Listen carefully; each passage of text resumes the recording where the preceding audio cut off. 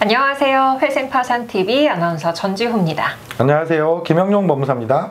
법무사님, 네. 오늘은 법원 통계 자료를 분석해서 말씀해 주신다고 하셨잖아요. 네네네. 어떤 자료를 분석해 주시는 건가요? 대법원의 사이트에 들어가시면 법원 통계 월보라는 게 있거든요.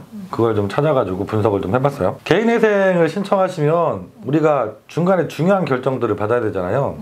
개시결정이라는 걸 받아야 되고 또 인가결정이라는 걸 받아야 됩니다.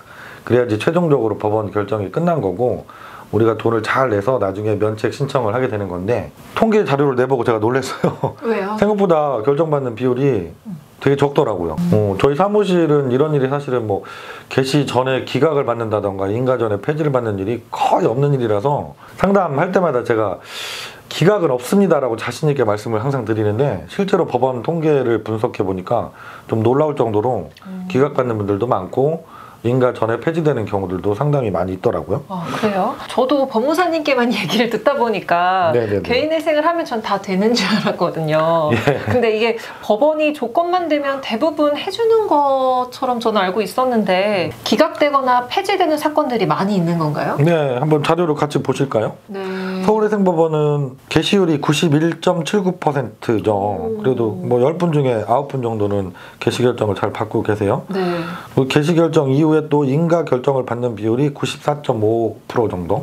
그러니까 이것도 상당히 높은 편이긴 해요. 그런데 까다로운 법원들 한번 예를 들어서 볼게요. 가장 낮은 법원이 개시결정을 받는 비율이 71.43%. 그리고 나서 개시결정을 어렵게 받아도 또 인가를 받는 비율이 83.53%. 그러니까 서울회생법원하고 되게 편차가 심하죠. 전국 평균을 보면 개시율이 87%예요. 그리고 인가율이 88%입니다. 종합적으로 분석을 해보면 전국 평균이 10분이 신청하시면 거의 2.5분 정도가 인가결정을 못 받는 거죠. 그러니까 상당히 비율이 높아요. 25% 정도가 인가결정을 못 받고 있다, 이렇게 통계 자료가 나와 있습니다. 생각했던 것보다 기각되거나 이제 네네네. 폐지되는 경우가 좀 많네요. 많아요. 네. 그럼 좀 구체적으로 어떤 네네네. 이유 때문에 기각을 받거나 아니면 폐지 결정을 받고 있는 건지 혹시 알 수 있을까요? 네네. 절차가 결정이 크게 두 가지니까 저희가 그 이유도 한 두 가지로 분석을 해볼 필요가 있을 것 같은데요.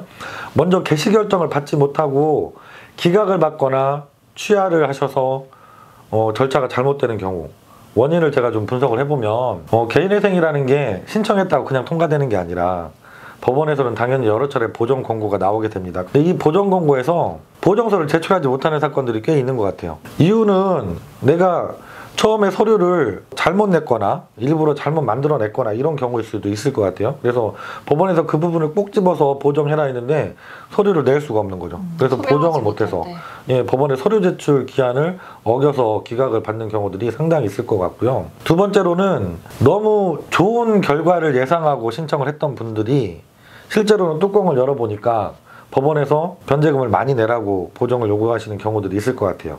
그래서 이 개시결정을 못 받고 기각되거나 취하되는 비율이 전국 평균이 25% 가까이 이렇게 나오지 않나 생각이 듭니다. 그럼 이렇게 어렵게 개시결정까지 받았는데 그 이후에 폐지되는 경우들은 어떤 이유 때문일까요? 개시결정 이후에 어떤 절차가 진행되는지를 좀 먼저 살펴봐야 되는데요. 개시결정 정말 어렵게 받잖아요.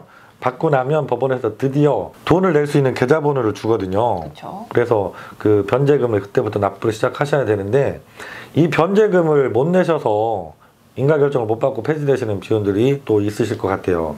뭐 전에도 말씀드렸지만 개시결정이 원래는 3개월 안에 나줘야 우리가 개시결정을 받고 그 달부터 바로 변제금을 납부하면 이게 한 달 한 달 내가면 되는데, 개시결정이 절차가 지연되다 보면 5개월, 6개월, 심지어는 1년 있다가 나는 사건들도 있거든요. 근데 우리가 돈은 3개월 후부터 내겠다고 해서 변제관을 제출했으니까 개시결정이 막상 나니까 막 9개월치, 10개월치를 한 번에 내야 되는 분들도 생겨요. 근데 돈을 미리 모아놓지 못하고 그 돈을 못 내서 인가 전에 폐지를 당하시는 분들이 있을 것 같아요. 그리고 또 개시결정 이후의 절차 중에 채권자한테 이의 신청할 수 있는 기간을 주고 그 기간이 끝나면 채권자 집행기일이라는 기일을 하루 하잖아요. 그래서 법원에 출석하셔야 되는데, 한 번 출석했을 때는 봐주지만 계속해서 출석을 하지 않으시면 역시 폐지를 시키거든요. 그래서 기일에 출석하지 않으셔서 역시 인가를 못 받고 폐지 결정을 받으시는 분들도 계실 것 같아요. 그럼 그 원인은 무엇이냐? 역시 변제금 문제가 아닐까 싶습니다. 가장 큰 이유가. 네, 처음에 예상했던 그 변제금으로 결정을 못 받으신 거죠.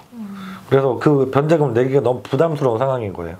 그럼 실제로 돈을 마련하지 못해서 못 내고 밀리게 되고, 돈도 못 냈으니까 집회기일 날도 아예 참석을 안 하고 포기하시고, 그런 분들이 생기고 계시지 않은가라는 생각이 듭니다. 그래서 개시 결정 전 기각을 받거나 취하하는 분들, 개시 결정 어렵게 받았는데도 인가 결정을 못 받고 중간에 폐지되는 분들, 가장 큰 원인은 역시 변제금의 문제다라는 생각이 들어요.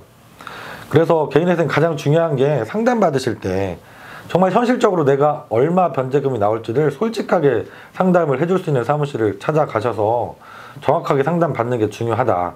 개시 결정 받고 인가 결정까지 내가 생각했던 그 정도 선에서 결정을 받고 변제금을 또 잘 내갈 수 있는 가장 좋은 팁이 아닐까 생각을 합니다. 네, 오늘은 개인회생을 신청하시는 분들께 조금 더 유익한 정보가 되었길 바랍니다. 저희는 다음 시간에 또 좋은 정보로 구독자 여러분들 찾아뵐게요. 시청해주셔서 고맙습니다. 네, 감사합니다.